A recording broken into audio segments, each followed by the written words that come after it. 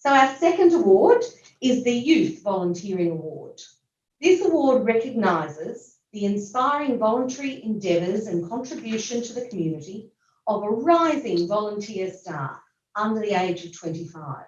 We often hear people say that young people aren't giving back to their community anymore. Well, I think we would absolutely beg to differ, because this year we received 28 nominations in this category, and each told an amazing story of local and statewide impact, of advocacy and grassroots service, demonstrating that our young people have an amazing abundance of skills, care, energy, compassion, and are out there actively, generously sharing those. So our finalists in this category, and they were very difficult to pin it down even just to the three, were Jessica Hernandez, Evelyn Robinson, and Jack Hardy. Scott's going to tell us a little bit about you.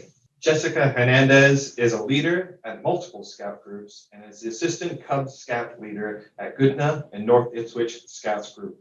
Jessica has also supported the Nursery Road Scout Group, which is a special needs group, and she has recently undertaken the role of region representative for the Morton Region Rovers.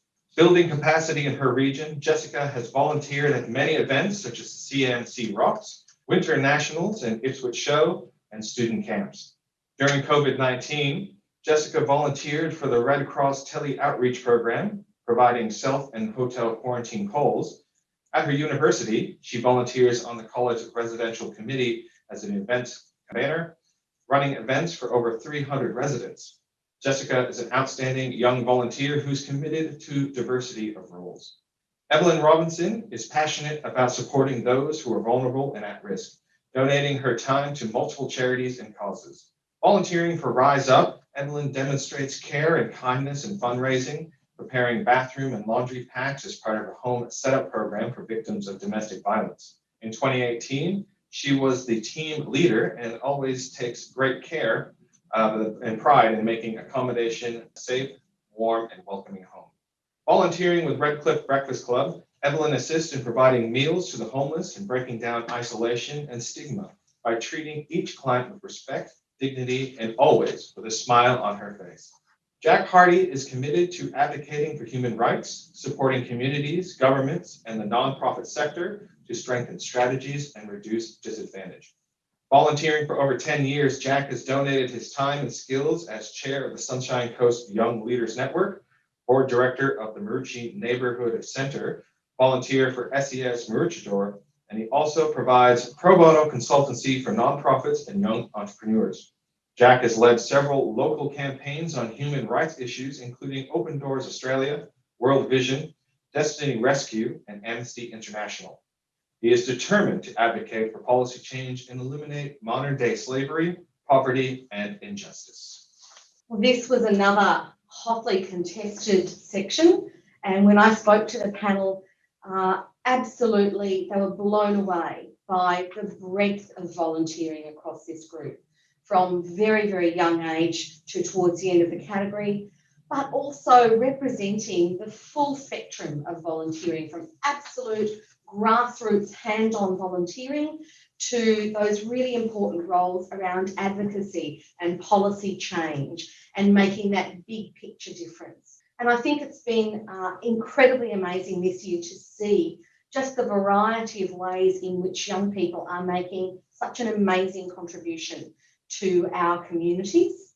So, without further ado, 2020 award recipient for youth volunteering is Jack Hardy. Congratulations, Jack. What an amazing and significant impact you've made, all three of you, but particularly Jack on volunteering. Jack is joining us today from Gubbi Gubbi country at Mooloolaba on the Sunshine Coast. If you'd like to say a few words, thank you. Look, I'd like to acknowledge traditional First Nations people here as well, the Gubbi Gubbi people, as well as the Jinnabara people of the Northern Hinterland. You know, the Sunshine Coast is really blessed with a strong and rich heritage of First Nations people, but also a strong culture of volunteering. It's deep in our blood. And so I'd also like to acknowledge the Defence Force personnel and the emergency services who, as you rightly mentioned at the beginning, have been, at the forefront this entire year. And on the coast, we saw bushfires and floods, and we saw the impact of drought all in the space of 3 months, and then COVID hit. And so I'm sure I share with everyone that appreciation for those first responders, many of whom are probably on this ceremony today. I do just want to acknowledge the people that have been part of this journey. I think for me, there's developmental milestones, but I've had these volunteering developmental milestones in which at every turn there's been someone who's disrupted the flow of my life to inspire or empower me to change. And, that started right at the beginning with my mum, who's a single mum, raised 3 of us on government payments.